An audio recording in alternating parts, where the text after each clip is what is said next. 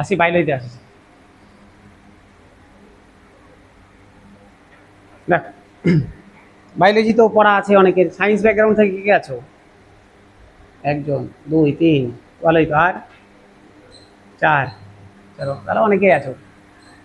বায়োলজির সাথে আমরা সবার পরিচয় আছেই। চলো সহযোগিতা করবে, আমরাও করব, দেখি কি হয়। দেখো, নর্মালি আমরা বোটানিটা পরে করব, ঠিক আছে? বোটানিটা আমরা পরে করব, আগে বাকি পার্টগুলো আমরা শেষ করি, কারণ বোটানি থেকে কোশ্চেন কম থাকে। যেখানে আমার কোশ্চেনের ওয়েটেজ বেশি সেটাকে আগে শেষ করব। বোটানি পার্টটাকে শেষে করব, বাদ বাকি পার্টগুলোকে আগে করে নিই। শেষ হয়ে যাবে, তারপরে আস্তে আস্তে বোটানিতে ঢুকবো। ঠিক আছে, আমরা শুরু করব কোনটা দিয়ে? আমাদের যে যে বিভিন্ন অন্ত্রগুলো আছে, গ্রন্থিগুলো রয়েছে, গ্রন্থি হোক, বিভিন্ন অঙ্গগুলো রয়েছে। যেমন তোমার ধরো স্কেলেটাল সিস্টেম আছে, কঙ্কাল তন্ত্র আছে, গ্ল্যান্ড আছে, গ্রন্থি আছে, ডাইজেস্টিভ সিস্টেম আছে, পরিপাক তন্ত্র আছে, রেচন তন্ত্র আছে। তো এই বিভিন্ন যে আমাদের শরীরে তন্ত্রগুলো রয়েছে সেখান থেকে ম্যাক্সিমাম কোশ্চেন ক্যারি করে। ঠিক আছে, আমরা শুরু করছি স্যার ডাইজেস্টিভ সিস্টেম বা পরিপাক দিয়ে। বোঝা গেল স্যার? আমরা পরিপাক দিয়ে শুরু করছি। টাইম অল্প আছে, পটাপট করে একটু শুরু করি। ডাইজেস্টিভ সিস্টেম, পরিপাক দিয়ে শুরু করছি।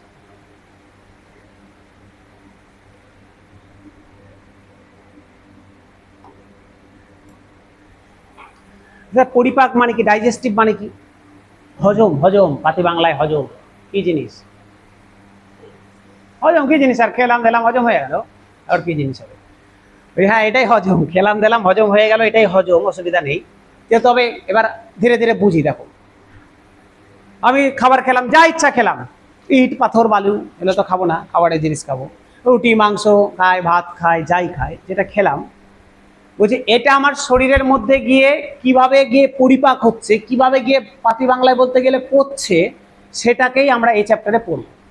কে পচাচ্ছে, কিভাবে পচাচ্ছে, কোন পার্টে গিয়ে কি পচছে, সেটাই এখানে আমার কাজ। বোঝা গেল? এটাই আমার এই চ্যাপ্টার। এবার গল্প স্যার, দেখো কোথা থেকে কি বেরায়। মুখ থেকে কিছু রস বেরাচ্ছে, পেট থেকে কিছু রস বেরাচ্ছে, ক্ষুদ্রান্ত থেকে কিছু বেরাচ্ছে, বৃহদান্ত থেকে কিছু বেরাচ্ছে। কি বেরাচ্ছে, নাম কি, আমরা যখন একটা একটা করে পড়তে পড়তে আসবো পড়বো, কিন্তু আলটিমেট জিনিসটা কি, কি এমন রসটাকে কি বলে? রসটাকে উৎসেচক বলে, বাংলা ইংলিশে যেটাকে এনজাইম বলে। উৎসেচক মানে স্যার এই উৎসেচকই আমাদের খাবারকে পরিপাক হতে সহযোগিতা করে। মুখ থেকে এক ধরনের উৎসেচক বেরায়, পেট পাকস্থলী থেকে এক ধরনের বেরায়, ক্ষুদ্রান্ত থেকে এক ধরনের বেরায়, বৃহদান্ত্র থেকে এক ধরনের বেরায়। তার মানে আমার চ্যাপ্টারের মূল উদ্দেশ্য হচ্ছে এই বিভিন্ন উৎসেচক এনজাইমগুলোকে পড়া। ঠিক আছে, বোঝা গেল? তাহলে দেখো একটু ওভারভিউ দেখাই। এতদিন কি পড়েছো জানি না, তবে স্যার এখন যেগুলো পড়বো স্যার একটু মজার ছলে পড়বো। আমরা টোটাল যে ডাইজেস্টিভ সিস্টেম পড়বো, আমরা একদম মুখ থেকে শুরু করব, গ্রাস নালী হয়ে পাকস্থলী আসবো, পাকস্থলী হয়ে ক্ষুদ্রান্ত, ক্ষুদ্রান্ত হয়ে বৃহদান্ত্র, বৃহদান্ত্র হয়ে পায়ু হয়ে বেরিয়ে যাবো। এটা আমার এই টোটাল চ্যাপ্টারের ওভারভিউ। এবার এটা পড়তে গিয়ে আমার কি লাগবে? বললাম স্যার আমরা পড়বো উৎসেচক। উৎসেচকই মেন ডাইজেস্টিভ কাজ করবে। এই উৎসেচকগুলো কি স্যার? এরা এক ধরনের প্রোটিন। পরীক্ষায় দিবে উৎসেচক কি? উৎসেচক প্রোটিন, ফ্যাট। উৎসেচক এক ধরনের প্রোটিন। ঠিক আছে, এই উৎসেচকগুলোকে বায়োক্যাটালিস্ট বা জৈব অনুঘটক বলে। জৈব অনুঘটক দুটো কথার একসাথে আসলে জৈব, দেখো একটা জৈব আলাদা কথা, অনুঘটক আলাদা কথা, বায়ো আলাদা কথা, ক্যাটালিস্ট আলাদা কথা। তাহলে বায়ো ক্যাটালিস্ট কেন, জৈব অনুঘটক কেন বলা হয়? প্রথম কথা, অনুঘটক কাকে বলে? জানা আছে অনুঘটক কাকে বলে? বলো, পড়েছো তো? হ্যাঁ, একদম ঠিক স্যার। অনুঘটক কাকে বলে বলো তো? পাড়ার কাকিমাদেরকে অনুঘটক বলে। দেখবে কিছু কিছু পাড়াতে লোক থাকে, বিশেষ করে মহিলারা, ছেলেদের এগুলো কাজ না, মহিলাদের কাজ। তো এরা করে কি, দুটো বাড়ির মধ্যে ঝগড়া লেগেছে, এক বাড়িতে গেল, এ বলো এই তোর ব্যাপারে জানিস, এগুলো বলছিল, হ্যাঁ ঝগড়া কিন্তু লেগে আছে দুটা ফ্যামিলির মধ্যে, ওরা এগুলো বলছিল, খুব বাজে লোক, এগুলো বললো, একদম ঝগড়াটা গুসকে দিল এদিক দিয়ে। আর ওর কাছে গেল, ওর কাছে গেছিলাম, এগুলো তোর নামে বলছে, এটা এটা করছে। ও কিন্তু সুন্দর করে এইদিকে একটু পিন দিয়ে দিল, এইদিকে একটা পিন দিল, নিজে সাইড কেটে গেল, আর দুজনের মধ্যে ঝামঝাম, আর মিডিল থেকে মজা নিচ্ছে। তাহলে এই যে ঝগড়ার গতিটাকে বাড়িয়ে দিল কে? 3 নম্বর ব্যক্তিরা। 3 নম্বর ব্যক্তিটা অনুগত। ঠিক আছে, তো এই একই কাজটা তোমার হচ্ছে গিয়ে উৎসেচক করে। যে প্রক্রিয়াটা আমার শরীরে হচ্ছে ডাইজেস্টিভ পরিপাক, ওটাকে ত্বরান্বিত করে দিচ্ছে, একটু ফাস্ট করো না, আর একটু ফাস্ট করো। তাহলে এইটাই হচ্ছে উৎসেচকের কাজ। ঠিক আছে, আর যেহেতু এটা জৈব কেন বলে, এবার ধরে নাও তোমাকে এরকম হলো, ভাত খেলাম, ভাতকে পচাতে হবে, সঙ্গে একটু হারপিক খেয়ে নিলাম, এবার তাড়াতাড়ি পচে যা, তা তো হয় না। যদি হারপিক খেতাম তাহলে হারপিকটা তো জৈব না, কেমিক্যাল হয়ে গেল। একটু ধর, আচ্ছা থাক, পরে হারপিকটা তো আর মানে তোমার কেমিক্যাল হয়ে গেল।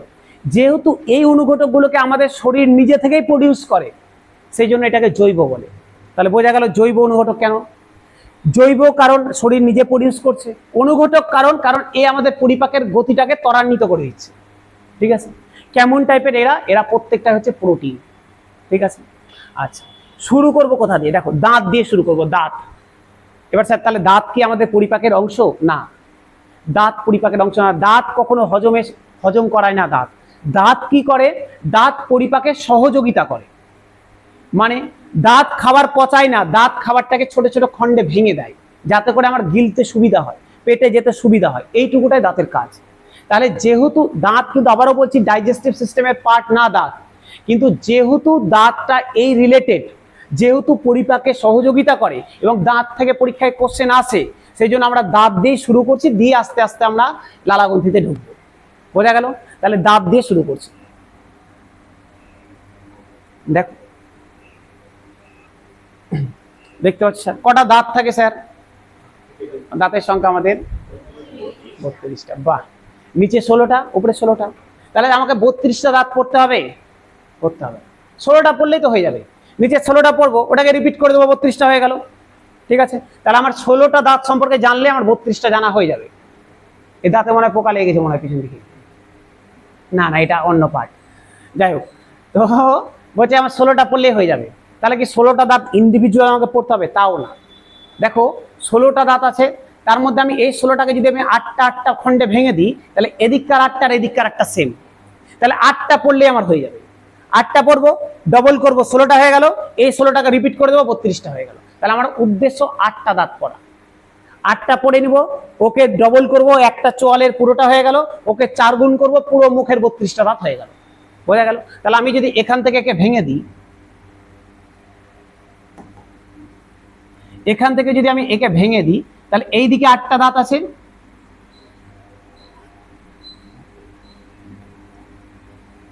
এই দিকে 8টা দাঁত আছে, এই দিকে 8টা দাঁত আছে। তাহলে এই 8টা দাঁত পড়বো, 8টা পড়লে আমার 32টা পড়া হয়ে যাবে। আমি একটু ছবিটাকে বড় করে আঁকছি।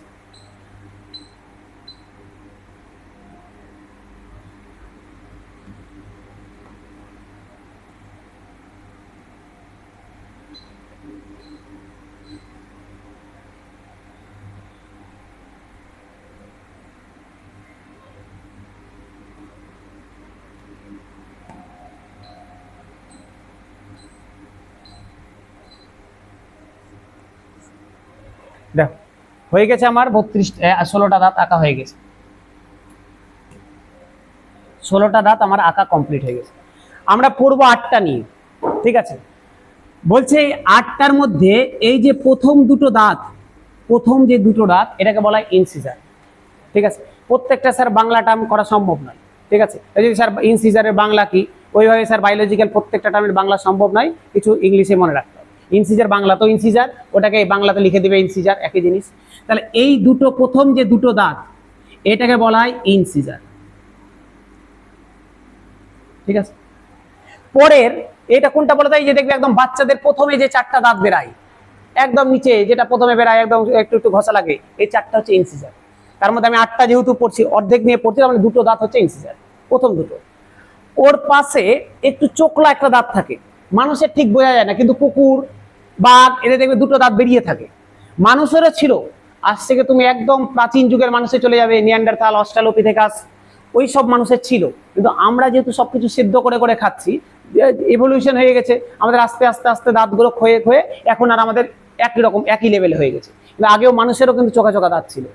তো যাই হোক, এই যে দুটো দাঁত বা একটার কথা বলছি এখন, এটার নাম হচ্ছে ক্যানাইন।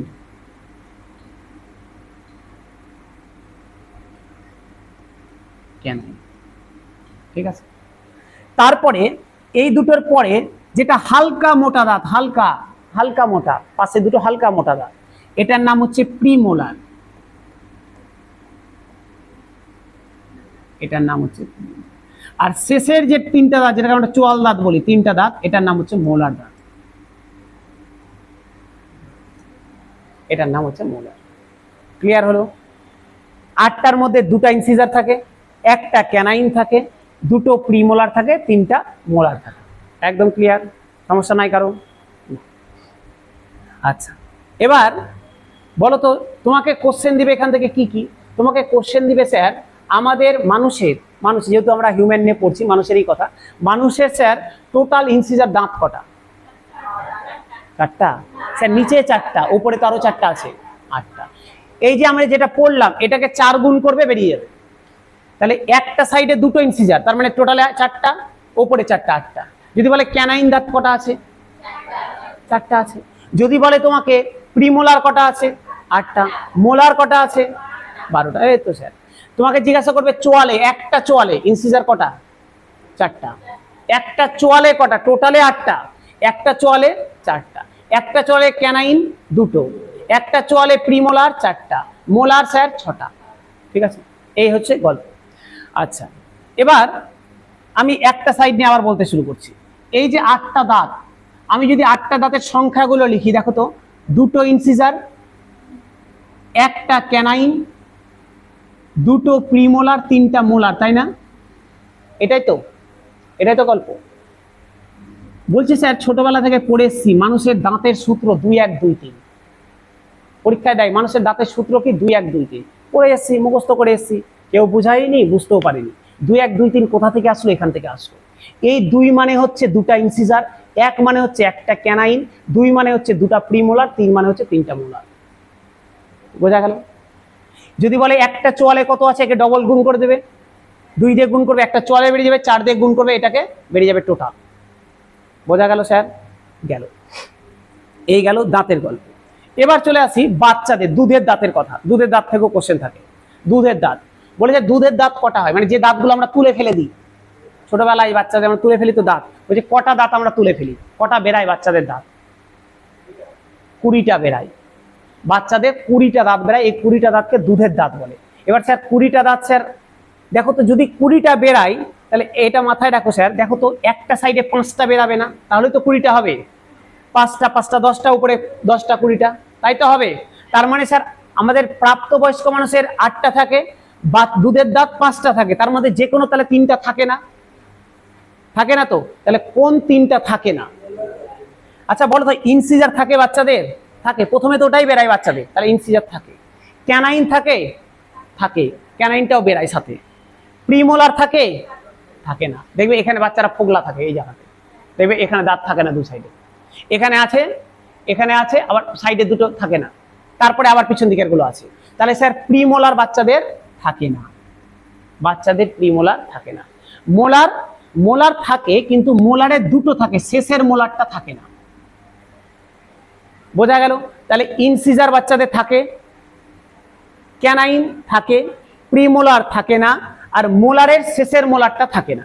তাহলে 3টা বাদ হয়ে গেল, তাহলে 5টা হয়ে গেল। তাহলে বাচ্চাদের যদি দাঁতের সূত্র বলে তাহলে কি হবে স্যার? 2 ইনসিজার থাকে, ক্যানাইন থাকে, থাকে 2 1, প্রিমোলার থাকে, থাকে না, তাহলে 0। মোলার কটা থাকে? 2টো। তাহলে বাচ্চাদের দাঁতের সূত্র 2 1 0 2।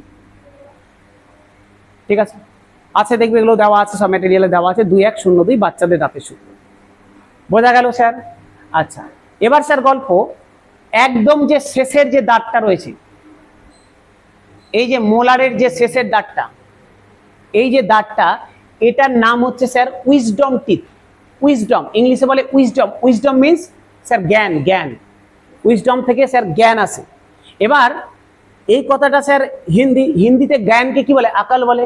এবার আমাদের স্যার বাঙালিতে স্যার বুঝতে পারছো হিন্দি কেমন, মমতা ব্যানার্জি মতো। এবার আকালকে আমরা আক্কেল বলি, আক্কেল, আক্কেল করতে করতে আক্কেল দাঁত হয়ে গেছে। তাহলে অ্যাকচুয়ালি আক্কেল দাঁতটার অরিজিনাল কথা ছিল আকাল। আকাল মানে জ্ঞান, জ্ঞান মিন্স উইজডম। উইজডম থেকে আমরা করতে করতে আক্কেল বানিয়ে দিয়েছি নিজের মতো করে। ঠিক আছে, এটা হচ্ছে সেই আক্কেল দাঁত। এটা স্যার বয়সের সাপেক্ষে পরে বেড়ায়, কারো 28, কারো 30, কারো 25, এই সময় বেড়ায় এটা। তাহলে এই গেল আমাদের টোটাল গল্প। এবার এখান থেকে স্যার আর একটা গল্প দাঁড়ালো যে একটা মানুষের টোটাল জীবনকালে কটা দাঁত বেড়ায়? কটা বেড়ায়? 32টা না 52টা। প্রথমে 20টা বেড়ায়, তুলে ফেলি, তারপর আবার 32টা বেড়ায়। তাহলে একটা মানুষের জীবনকালে টোটাল 52খানা দাঁত বেরায়। ভুল করবে না, পরীক্ষায় দিয়েছে কিন্তু। টোটাল জীবনকালে মানুষের 52টা দাঁত বেরায়। গেল? আচ্ছা আচ্ছা, এখান থেকে স্যার আর একটা কোশ্চেন, লাস্ট আর একটা কোশ্চেন। এই যে দাঁত দেখতে পাচ্ছ স্যার, এই দাঁতের যে বাইরের অংশ দেখতে পাচ্ছ স্যার, দাঁতের যে বাইরের অংশ, এই যে দাঁতের যে বাইরের অংশ, এটাকে যদি আমি আঁকি, এটার নাম হচ্ছে এনামেল। এটার নাম হচ্ছে এনামেল, এবং এটা আমাদের শরীরের সব থেকে শক্ত অংশ, সব থেকে মজবুত অংশ। এটার নাম স্যার এনামেল।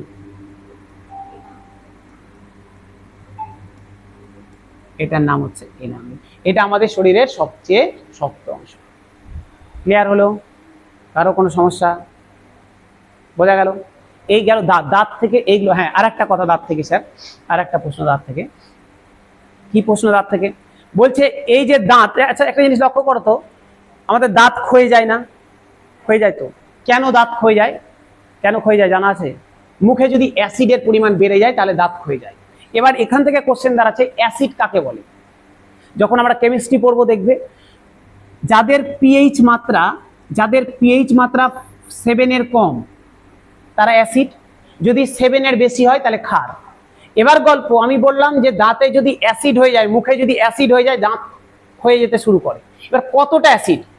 যার ধরনের 6.5, এটাও তো এক ধরনের অ্যাসিড, 7-এর থেকে কম আছে মানে অ্যাসিড, এটাও এক ধরনের অ্যাসিড। তাহলে এই অ্যাসিড, এই মাত্রাতে, এই পরিমাণে অ্যাসিড কি দাঁতকে ক্ষয় করতে সক্ষম? বলছে না।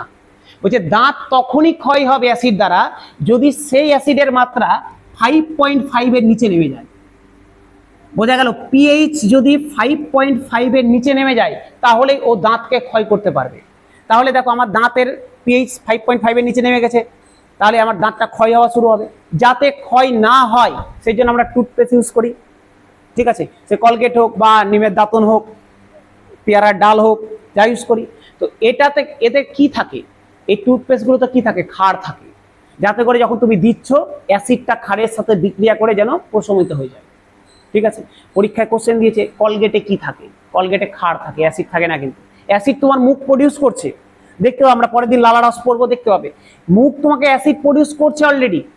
তো ওই অ্যাসিডটা যাতে তোমার দাঁতে ক্ষতি না করতে পারে সেই জন্য আমরা বাইরে থেকে ক্ষার দিয়ে দাঁতটাকে ব্রাশ করে দিই, যাতে করে অ্যাসিড আর ক্ষার বিক্রিয়া করে জিনিসটাকে বাদ করবে। না হলে কি হবে? না হলে ওই অ্যাসিডটা জমে জমে দাঁতটাকে ক্ষয় করতে লাগে।